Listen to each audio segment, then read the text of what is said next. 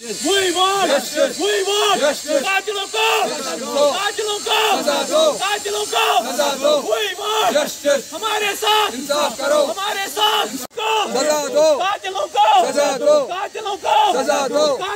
फारूक अहमद गनाई मेरा नाम है। हम डिस्ट्रिक्ट पुलवामा से, गांव का नाम हमारा जासो टाहफ है। हमारा प्रोटेस्ट है, हमारी सिस्टर की शादी हुई थी इधर डारवन नवगाम में, वहाँ उसका मर्डर हुआ है। शब कदर के दिन उसका मर्डर हुआ, कम से कम 2 महीने होने लगे, कोई इन्वेस्टिगेशन नहीं हुई है इसमें। हमारे एसटीओ साहब, उसमें चार शरीफ एसटीओ साहब, यासिर साहब इसकी इन्वेस्टिगेशन कर रहे थे। शुरू से उसने अपनी इन्वेस्टिगेशन ठीक तरीके से की थी, लेकिन पता नहीं बाद में कोई दबाव उसके ऊपर आ रहा है, ये हमें समझ नहीं आ रहा है कौन सा दबाव आ रहा है उसके ऊपर। इस हद तक दबाव आया है उसके ऊपर जैसे कि उसने इन्वेस्टिगेशन छोड़ी थी। और फिर उसमें हमारी बहन की जब लाश हमने उठाई, वहाँ से उसका मर्डर हुआ था, हम पोस्टमार्टम के लिए उसको ले गए थे चार शरीफ हॉस्पिटल, जहाँ कुछ डॉक्टर साहब मौजूद थे। फिर एसटीओ साहब ने बोला मैं पर्सनली अपना एक सर्जन बुलाऊंगा, हालांकि इस केस में कोई धांधली नहीं होनी चाहिए। लेकिन पता नहीं हमारी बदकिस्मती है, पोस्टमार्टम होने के बाद हमारे साथ इंसाफ नहीं हुआ है।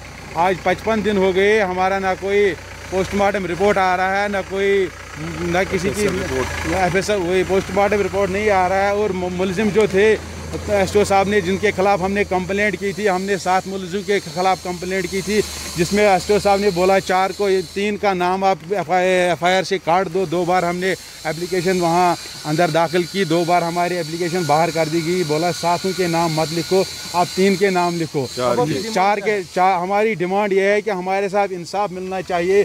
अगर इंसाफ है, जब से कानून बना है बेटी बचाओ बेटी पढ़ाओ, तब से बेटियों को खाली मार रहे हैं। ये बेटियों के खिलाफ कानून बनाया है कि बेटियों के फेवर में कानून बनाया है। हमारी गुजारिश है गवर्नर साहब से, DIG साहब से, IG साहब से, हमारे साथ इंसाफ कीजिए।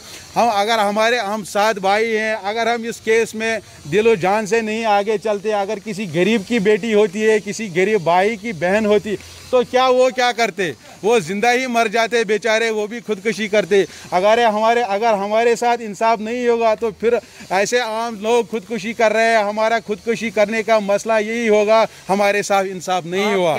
हमारे पास सबूत है, हमारे पास ये मैसेज है, आप खुद पढ़ सकते हैं। ये हमारी बहन ने 1 दिन पहले हमारी कजिन सिस्टर को भेजी थी, जब ज़रूरत पड़ेगी तब घर वालों को दे देना। और हमारे पास ये इसलिए सबूत है, हमारी बहन उधर अलग रह रही थी, इसका ससुर आया 1.5 साल बाद, बोला हम इकट्ठे रहेंगे, इसको अपने साथ रखेंगे। हमने बोला जिसके भाई ड्यूटी में है, हमारे 3 भाई फौज में है, हमने बोला वो ड्यूटी से आएंगे, ईद के दिन इसको भेजेंगे। लेकिन उसने बोला हमने थोड़ी इसके साथ ऐसा करना है, यहाँ से ले जाएंगे वहाँ मार देंगे। अब आपकी डिमांड क्या है? हमारी डिमांड यही है, हमारे साथ इंसाफ होना चाहिए।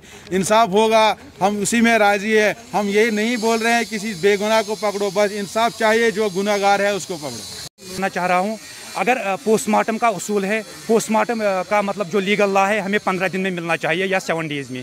आज 56 दिन तक हम वेट कर रहे थे कि हमारे SHO साहब जो कह रहे थे कि पोस्टमार्टम रिपोर्ट नहीं आ रहा है, FSR रिपोर्ट नहीं आ रहा है। मगर मैं SHO साहब से कहना चाहता हूँ, गुजारिश करना चाहता हूँ, एक हम्बल रिक्वेस्ट है उससे, क्या पोस्टमार्टम सिर्फ ऑनली वे ऑफ इन्वेस्टिगेशन है?